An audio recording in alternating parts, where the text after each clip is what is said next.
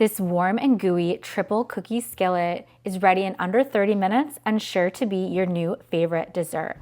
It's ready really quickly, and all you need is 36 ounces of refrigerated cookie dough. I'm using Nestle Toll House in this recipe, and I'm going to combine that with 1 cup of roughly chopped Oreo cookies.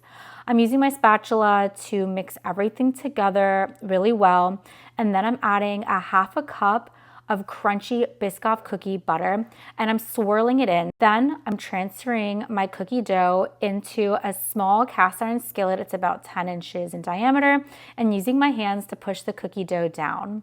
And we're going to bake our cookie skillet in an oven that's been preheated to 350 degrees for about 25 to 35 minutes, or until the edges are golden and the center is still slightly underbaked. I really love to serve this with a couple scoops of my favorite ice cream and, of course, drizzled with some chocolate syrup on top.